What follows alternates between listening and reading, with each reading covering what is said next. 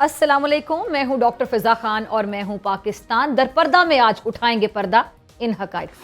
क्या कौमी सलामती जैसे अहम मामले पर सियासी इख्तलाफात को पसे पुश डालना मुमकिन नहीं? तहरीक इंसाफ ने बानी पीटीआई की शिरकत एक शर्त क्यों बना दी? तहरीक इंसाफ के मुताबिक हुकूमत बेख्तियार तो पैरोल पर रिहाई का मुतालबा किससे? क्या तहरीक इंसाफ और हुकूमत के दरमियान तनाव मुल्क की सलामती पर असरअंदाज हो रहा है? क्या कौमी सलामती कमेटी के इजलास में अदम शिरकत से तहरीक इंसाफ की सियासी साख मुतासर हुई? क्या तहरीक इंसाफ का मौलाना के साथ मिलकर हुकूमत को टफ टाइम देने का ख्वाब पूरा हो सकेगा? नाज़रीन, पाकिस्तान एक बार फिर से दहशतगर्दी के बुज़दिलाना हमले का निशाना बना। जाफर एक्सप्रेस पर होने वाले दहशतगर्द हमले में जहां बेगुनाह इंसानी जानों का नुकसान किया, वहीं पर यह वाकया कौमी यकजहती और सियासतदानों की संजीदगी का एक बड़ा इम्तिहान साबित हुआ। ऐसे वक्त में जब मुल्क को इत्तेफाक और हम-आहंगी की जरूरत थी, सियासी जमातें एक दूसरे पर इल्जामात लगाने में मसरूफ नजर आईं। तहरीक इंसाफ की जानिब से कौमी सलामती कमेटी के इजलास में अदम शिरकत पर जहां शदीद तनकीद की गई, वहीं दीगर जमातों के रहनुमाओं के बयानात ने भी इस हकीकत को आश्कार किया कि पाकिस्तानी सियासतदान कौमी सलामती जैसे अहम मसले पर भी यकजहती का मुजाहरा करने से कासिर हैं। पाकिस्तान ने दहशतगर्दी के खिलाफ बेशुमार कुर्बानियां दी हैं। फौज, पुलिस, अवाम और दीगर इदारे कई दहाइयों से दहशतगर्दी के खिलाफ ऑपरेशन कर रहे हैं, जंग लड़ रहे हैं। ऑपरेशन ज़र्ब-ए-अज़्ब और रद्दुल फसाद जैसे कामयाब फौजी ऑपरेशन ने दहशतगर्दी की कमर तोड़ दी थी, लेकिन हालिया हमले इस बात की निशानदेही करते हैं कि दुश्मन अब भी मुतहरिक है और वो पाकिस्तान के अमन को सबूताज करने के दर पे है। और इस सूरत हाल में कौमी इत्तेहाद और यकजहती की जरूरत पहले से कहीं ज्यादा बढ़ गई है। पीटीआई की जानिब से कौमी सलामती कमेटी के इजलास में अदम शिरकत को सियासी मुखालफत या अपनी जमात के खिलाफ जारी कार्रवाइयों को रद्द-ए-अमल करार दिया जा सकता है, लेकिन ये रवैया मुल्क के इज्तिमाई मुफाद के खिलाफ जाता है। कौमी सलामती कमेटी एक ऐसा फोरम जहां मुल्क की सिक्योरिटी और दहशतगर्दी के खिलाफ इकदाम पर बातचीत की जाती है।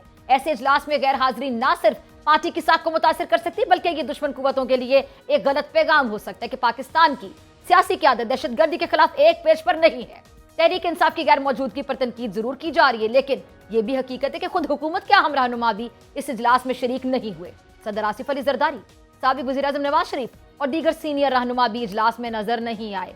इससे यह सवाल जन्म लेता है कि जब क़यादत खुद ही गैर संजीदा रवैया अपनाएगी तो आवाम को कैसे यकीन होगा कि मुल्क के मसाइल हल किए जा रहे हैं?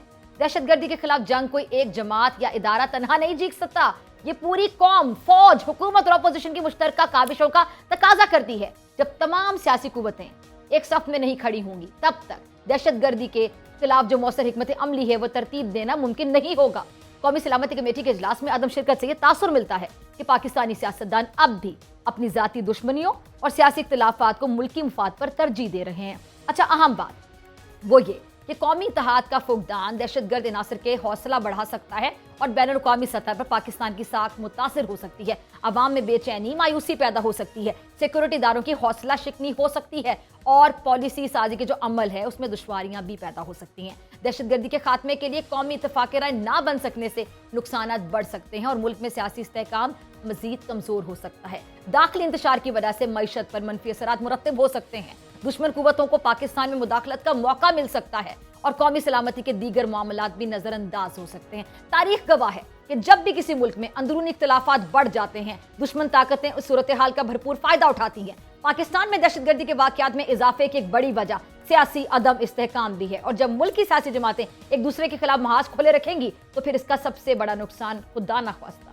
मुल्क को होता है। दहशतगर्द तंजीमों के बारे में अगर बात करूं, वो जानती हैं कि जब मुल्क में सियासी महाजराई रूज पर होगी तो सिक्योरिटी इदारों की जो तवज्जो है वो हट जाएगी और वो अपने मजमूम अज़ाइम को बआसानी अमली जामा पहना सकेंगी। और यही वजह है कि दहशतगर्दों के खिलाफ किसी भी कार्रवाई को कामयाब बनाने के लिए सियासी इस्तेहकाम बेहद जरूरी है। पाकिस्तान की पार्लियामेंट को एक बार फिर साबित करना होगा कि वो कौमी सलामती के मामलात पे मुत्तहिद है और तमाम सियासी जमातों को चाहिए कि वो आपस के इख्तिलाफात को बलाए ताक रखकर दहशतगर्दी के खिलाफ मुश्तरका लाहे अमल तय करें।